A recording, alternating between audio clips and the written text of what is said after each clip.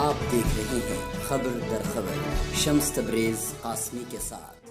السلام علیکم ورحمۃ اللہ، میں ہوں شمس تبریز قاسمی اور آپ دیکھ رہے ہیں ملت ٹائمز۔ اگر لڑکی کی لاش رات کی تاریکی میں نہیں جلائی جاتی تو اگلی صبح دنگا اور فساد بھڑک جاتا۔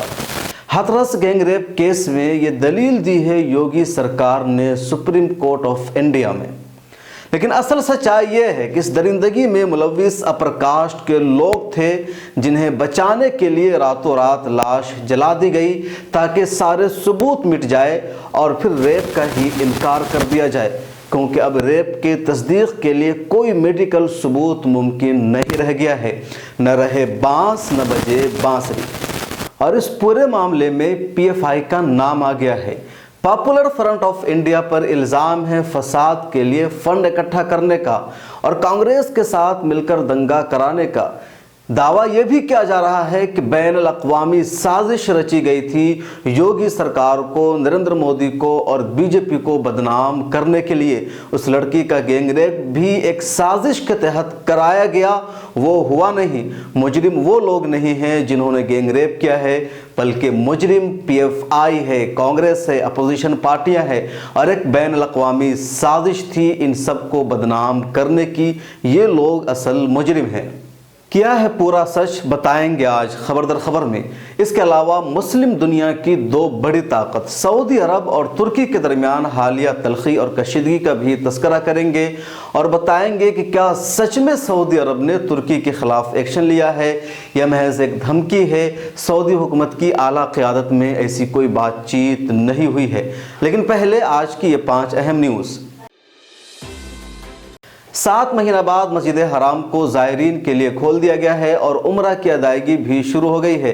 سعودی حکومت کا اعلان تھا کہ 4 نومبر سے بیرون ملک کے زائرین کو بھی عمرہ کا ویزا دیا جائے گا، لیکن اس فہرست میں ہندوستان کا نام ابھی شامل نہیں ہے۔ مطلب یہ کہ ہندوستان والوں کو عمرہ پر جانے کے لیے مزید 4-5 مہینہ کا انتظار کرنا پڑے گا۔ سشانت سنگھ راجپوت کیس میں ممبئی پولیس اور مہاراشٹر حکومت کو بدنام کرنے کے لیے 80,000 فرضی اکاؤنٹ ٹویٹر پر بنائے گئے تھے۔ ممبئی پولیس نے اب اس پر سخت رخ اپنا لیا ہے اور چتاونی دی ہے کہ جو کوئی بھی فرضی اکاؤنٹ بنائے گا اس کے خلاف سخت ایکشن لیا جائے گا۔ سشانت سنگھ معاملے میں ایمس کی رپورٹ میں بتایا گیا ہے کہ موت خودکشی کی وجہ سے ہوئی تھی، قتل کا معاملہ نہیں پایا گیا ہے۔ دن رات نریندر مودی کا راگ الاپنے والے چراغ پاسوان کو بی جے پی نے زبردست جھٹکا دیا ہے۔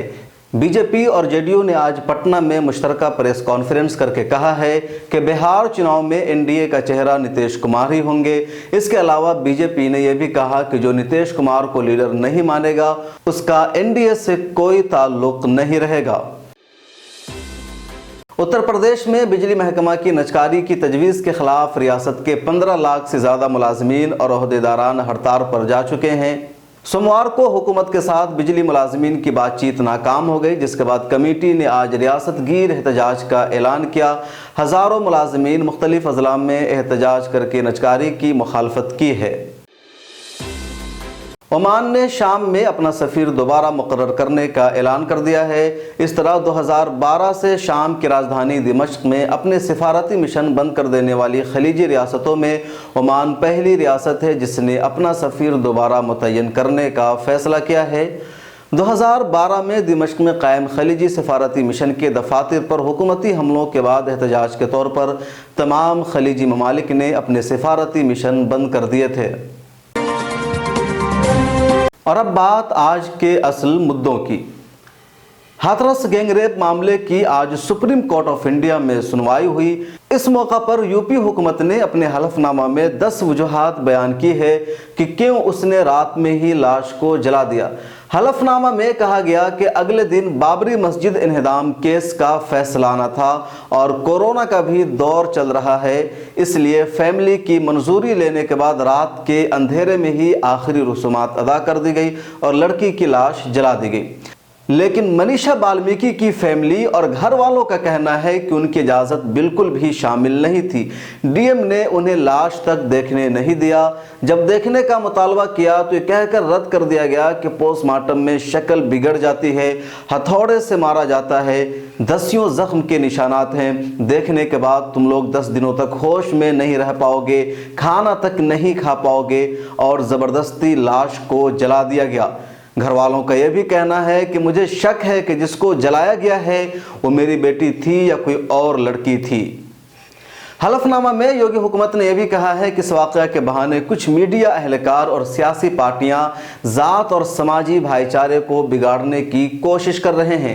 इंतज़ामिया को इस बात की खुफिया मालूमात थी कि बड़ी तादाद में कुछ सियासी पार्टियों के वर्कर्स और कुछ शरपसंद अनासिर जमा होने लगे थे। सुबह जात पात पर मबनी तशद्दुद भड़क सकता था और समाजी भाईचारा बिगड़ सकता था, इसलिए रात के अंधेरे में ही लाश को जला दिया गया। ये मामला पूरे मुल्क की तवज्जो का मरकज़ बन गया है, इसलिए इसकी जांच सेंट्रल इन्वेस्टिगेशन ब्यूरो यानी CBI से होनी चाहिए। मतलब ये कि योगी हुकूमत ने हाथरस केस में हलफनामा दायर करके सुप्रीम कोर्ट को CBI जांच की हिदायत देने का मुतालबा किया है। उसने मामले में अब तक हुए जांच की तफसीलात अदालत को सौंपी है और दावा किया है कि कुछ लोग ज़ाती मफादात के खातिर और अपनी सियासत की वजह से मुनसिफाना इंसाफ के रास्ते में रुकावट डाल रहे हैं। सुप्रीम कोर्ट से CBI जांच की निगरानी करने की भी अपील की गई है। दूसरी तरफ घर वालों का कहना है कि अदालत की निगरानी में ही जांच कराई जाए, CBI जांच नहीं चाहिए। सुप्रीम कोर्ट में यह भी कहा गया कि लड़की का गैंगरेप होने का कोई भी सबूत नहीं मिल सका है, इस्मत दरी का कोई सबूत नहीं है और न मेडिकल से इसकी तस्दीक हो सकी है। यही सबसे अहम पॉइंट है। 14 दिनों तक पुलिस ने कोई ख़ास कार्रवाई नहीं की। FIR में भी रेप को मेंशन नहीं किया गया। मनीषा की मौत के बाद जब हंगामा हुआ तो आरोपियों को गिरफ्तार किया गया, लेकिन उधर लड़की की मौत हो गई। मौत से पहले लड़की ने खुद एतराफ़ किया था कि मेरे साथ बलात्कार हुआ है। उसने कई मुजरिमों का भी नाम लिया। जब लड़की की लाश जला दी गई तो मेडिकल रिपोर्ट की बुनियाद पर यूपी हुकूमत ने दावा किया कि रेप नहीं हुआ था, रेप का कोई सबूत नहीं मिला है और अब उसे साबित भी नहीं किया जा सकता है क्योंकि लड़की की लाश मौजूद नहीं है, लाश जल चुकी है। पोस्टमार्टम की रिपोर्ट अब मुमकिन नहीं रह गई है। लड़की के साथ रेप हुआ था, इसको साबित करने का अब कोई भी तरीका नहीं बचा है। दूसरी तरफ अपर कास्ट की बिरादरी एकतरफा तौर पर तमाम आरोपियों को बचा रही है। जितने आरोपी हैं उन्हें कहा जा रहा है कि सब मासूम है, इनका कोई कसूर नहीं है। पुलिस की मौजूदगी में धमकियां दी जा रही है। मीडिया का रवैया भी अब बदल गया है। विक्टिम के हक में बोलने के बजाय आरोपियों को सपोर्ट किया जा रहा है। ये सब प्लानिंग है मुजरिमों को बचाने की, इसीलिए रातों रात लाश जला दी गई। योगी हुकूमत ने जो दलील दी है वो दरअसल मजलूमों के साथ एक मजाक है। दलितों के लिए एक मैसेज है कि तुम्हें इंसाफ नहीं मिल सकता है। पिछले दौर की तरह अब भी तुम अपर कास्ट के नौकर और गुलाम हो और तुम उनके बराबर नहीं हो सकते हो। तुम्हारी वजह से उन्हें सज़ा नहीं दी जाएगी। सुप्रीम कोर्ट ने इस मामले में उत्तर प्रदेश हुकूमत को बुध तक एक और हलफनामा दाखिल करके जवाब देने को कहा है कि हाथरस मामला के गवाहों की हिफाजत किस तरह की जा रही है। इन सब के अलावा सुप्रीम कोर्ट ने इस मामले की सुनवाई को अगले हफ्ता तक टाल दिया है। ये सारी बातें सुप्रीम कोर्ट के हवाले से थी। हलफनामा में साफ तौर पर सरकार का कहना है फसाद कराने की साजिश थी। योगी, मोदी और बीजेपी को बदनाम करने की प्लानिंग थी। लेकिन ये करने वाले कौन हैं? कौन लोग ऐसी साजिश कर रहे थे? तो इसमें नाम आया है पॉपुलर फ्रंट ऑफ इंडिया का, social democratic party of India का, और इसके अलावा कांग्रेस और अपोजिशन पार्टियों पर भी इल्ज़ाम है। अपोजिशन का साफ दबाव है। इंसाफ देने में बीजेपी हुकूमत नाकाम हो चुकी है। दलितों में शदीद बेचैनी है। जो भक्त और सपोर्टर थे बीजेपी के, वो भी अब बीजेपी, योगी और मोदी सबसे नाराज हो गए हैं। तो इस मामले को अब योगी सरकार दलित वर्सेस मुसलमान बना रही है, दलित वर्सेस हिंदू बनाकर पेश करना चाहती है। मुद्दा को हिंदू बनाम मुसलमान करके अपनी सियासत को चमकाना और खुद को बचाना चाहती है। और ताज्जुब की बात यह है कि योगी के साथ उनके अफसरान भी उनकी जुबान बोलने लगे हैं।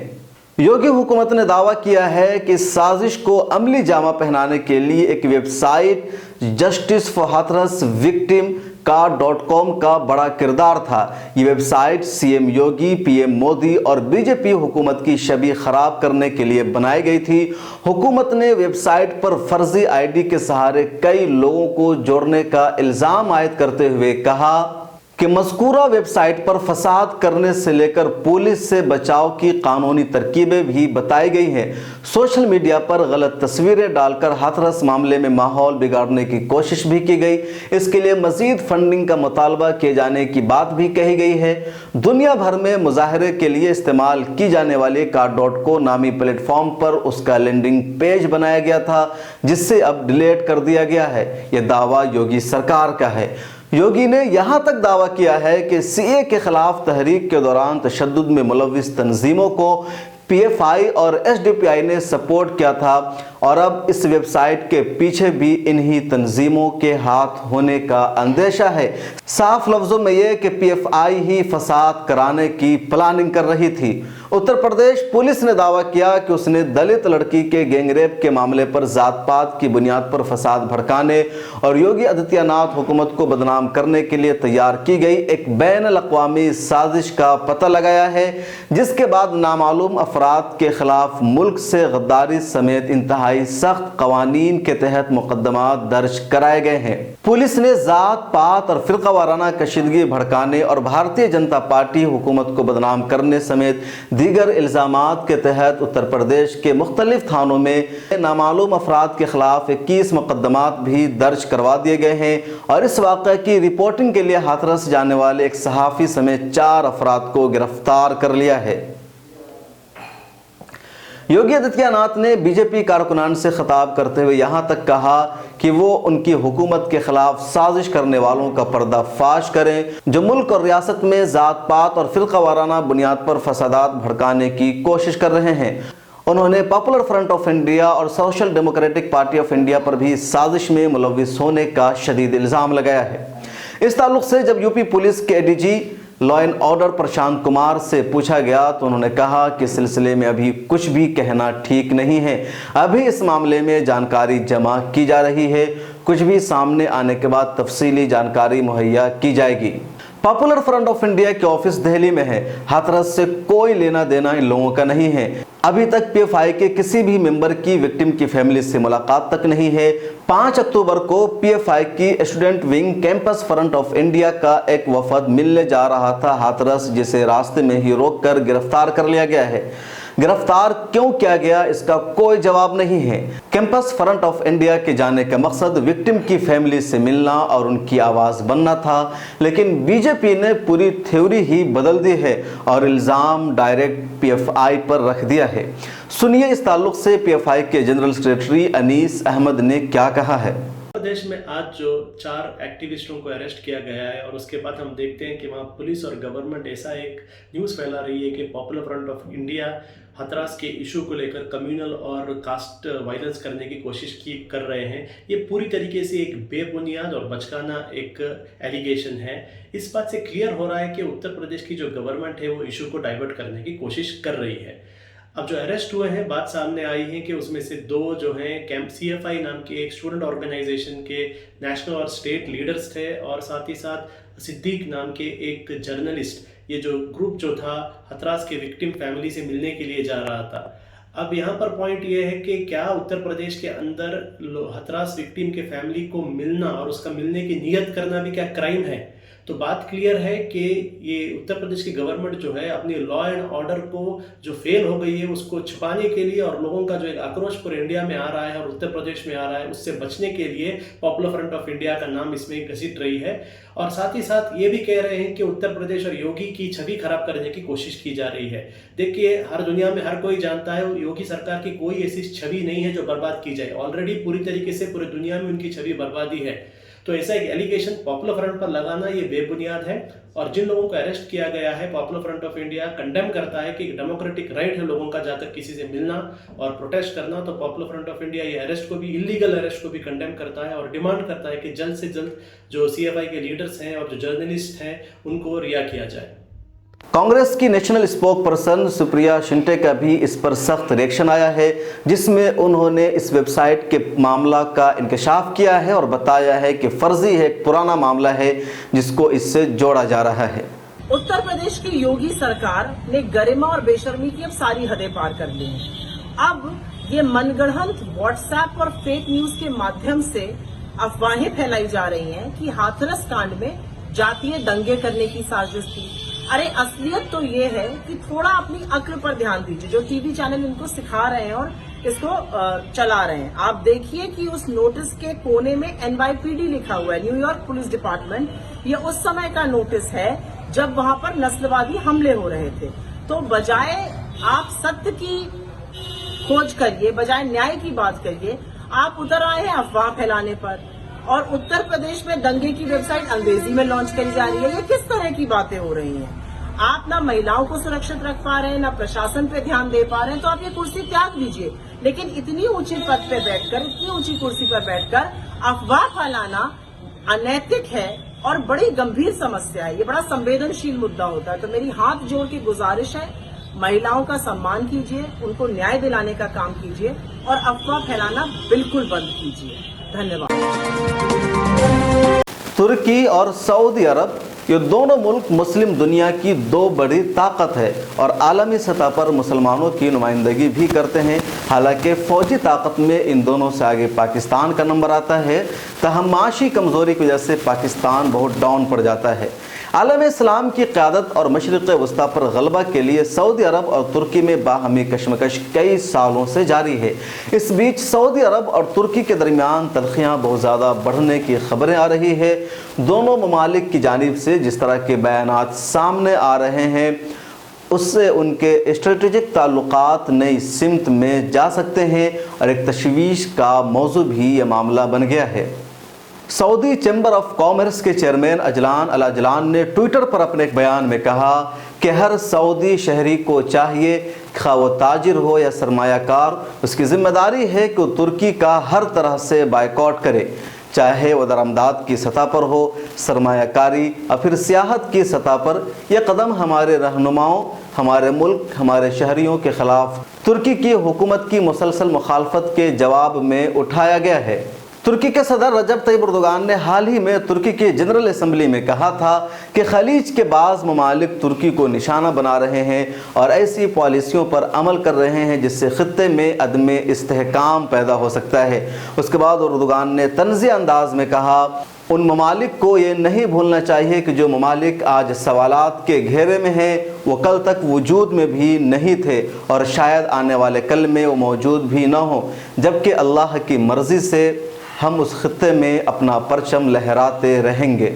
तुर्क सदर रजब तैयब एर्दोगान के इस बयान का मतलब ये निकाला गया कि उन्होंने बराह रास्त सऊदी अरब को तनकीद का निशाना बनाया है, क्योंकि सऊदी अरब 1932 में वजूद में आया था। उससे पहले सऊदी अरब और पूरा मशरिक़ वस्ता खिलाफत उस्मानिया का हिस्सा था, जो एक तरह से तुर्कों की हुकूमत भी मानी जाती है और मौजूदा तुर्की खिलाफत उस्मानिया का मरकज़ था। अगर सऊदी शहरी और सऊदी ताजिर इस अपील पर अमल करते हैं तो क्या तुर्की उससे मुतासिर हो सकता है? ये सवाल बहुत अहम है। माहिरीन का मानना है कि इतना आसान नहीं है। तुर्की में सऊदी अरब की तकरीबन 1000 प्राइवेट कंपनियां हैं। इसके अलावा एक बड़ी तादाद में सऊदी ज़ायरीन तुर्की जाते हैं।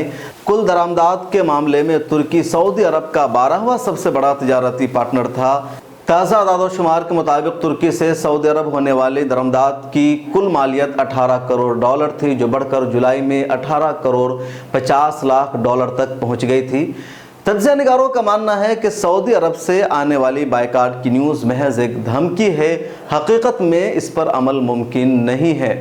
इस इकोनॉमिक बायकाट को कानूनी तौर पर अमल में लाने के लिए तिजारत के आलमी इदारे वर्ल्ड ट्रेड ऑर्गेनाइजेशन के मुतअद्दिद कवानीन की खिलाफ वर्जी भी करनी होगी।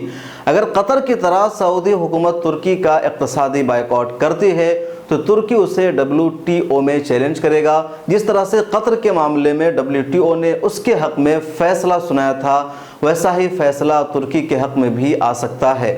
वर्ल्ड ट्रेड ऑर्गेनाइजेशन के कानून के मुताबिक आप किसी मुल्क का इक़्तिसादी बायकॉट तब तक नहीं कर सकते हैं जब तक कौमी सलामती का कोई बड़ा मसला दरपेश न हो। सऊदी अरब और तुर्की के बीच सालाना 10 अरब डॉलर की तिजारत होती है, जिसमें 5 अरब डॉलर तुर्की की जानिब से और 5 अरब डॉलर सऊदी अरब की जानिब से अदा होते हैं। तुर्की सऊदी अरब से ज़्यादातर तेल खरीदता है, जबकि बहुत सी चीज़ें वो सऊदी अरब को बरामद करता है।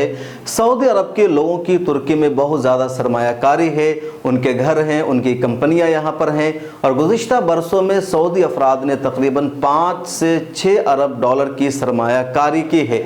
सियाहत की गर्ज से भी तुर्की आने वालों में सऊदी शहरियों की एक बड़ी तादाद शामिल है, बल्कि सबसे ज़्यादा अरब ममालिक में सऊदी ही तुर्की आते हैं। हर साल तकरीबन 8 लाख सऊदी सयाह तुर्की का सफ़र करते हैं। तुर्की और सऊदी अरब के दरमियान रिश्ते कभी भी खुशगवार नहीं रहे हैं।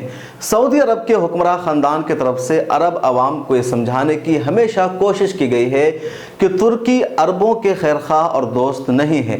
खिलाफत उस्मानिया के ज़माने में अरबों को बहुत सताया गया, अरबों को उनका हक नहीं दिया गया। ओटोमन एम्पायर ने सियासी तौर पर अरब अक़वाम का इस्तेसाल किया, उन्हें दबाया, जबकि दूसरी तरफ तुर्क अक़वाम को तरक्की दी गई।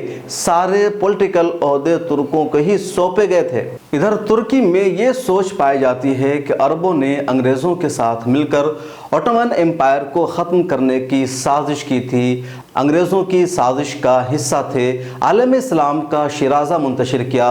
उन्हीं की वजह से फ़लस्तीन पर यहूदियों का कब्ज़ा हुआ और इसराइल नाम का एक मुल्क वजूद में आ गया। सऊदी अरब ने एक महंगे बजट का एक ड्रामा भी बनाया है ममालिक अन्नूर के नाम से, जिसमें यह दिखाया गया है कि ओटोमन एम्पायर में अरबों को कितना सताया गया, उनका इस्तेहसाल किया गया। उस ड्रामा में साफ तौर पर यह मैसेज देने की कोशिश की गई है कि खिलाफत उस्मानिया का अहद अरबों के लिए तारीख दौर था, जिससे 1923 के बाद निजात मिली। हालिया दिनों में जो तलखी बड़े पैमाने पर दोनों मुल्कों में पाई जा रही है, उसकी शुरुआत 2018 में सहाफ़ी जमाल खाशकजी की मौत के बाद हुई है।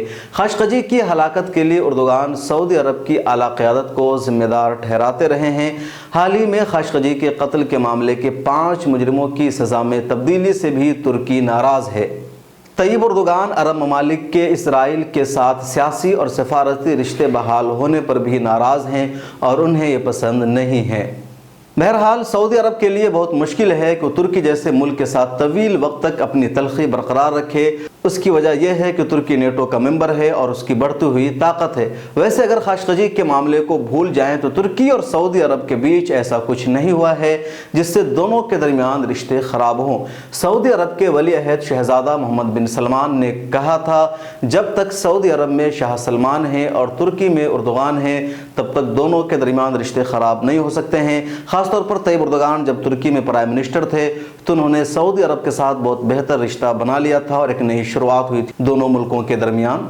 तुर्की और सऊदी अरब के दरमियान लड़ाई की असल वजह मुस्लिम उम्मत की क़यादत की है। लीबिया में तुर्की की मुदाखलत भी सऊदी अरब को पसंद नहीं है और उससे सऊदी शदीद नाराज़ है।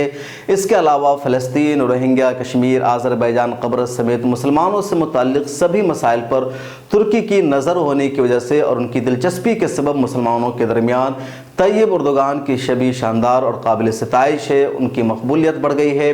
दूसरी तरफ सऊदी अरब की अक्सर इसके लिए तनकीद की जाती है। ये भी एक वजह है जिससे दोनों ममालिक के दरमियान तलखी बढ़ती है।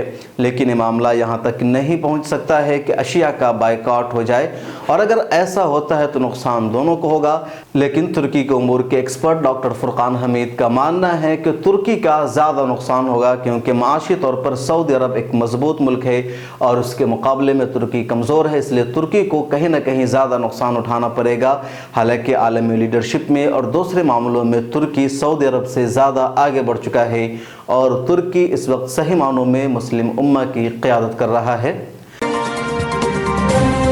खबर दर खबर में आज इतना ही। हमारा प्रोग्राम आपको कैसा लगता है कमेंट सेक्शन में अपनी राय ज़रूर दीजिए। अगर आपके इलाके का, आपके मोहल्ले का कोई मामला है तो अपने वहाँ की खबर हमें टेक्स्ट के ज़रिए या वीडियो बना करके व्हाट्सएप पर ज़रूर भेजिए। इस प्रोग्राम का भी हम उससे हिस्सा बनाएंगे। ख्याल रखें अपना, फिर मुलाकात होगी अगले शो में। अल्लाह हाफिज़।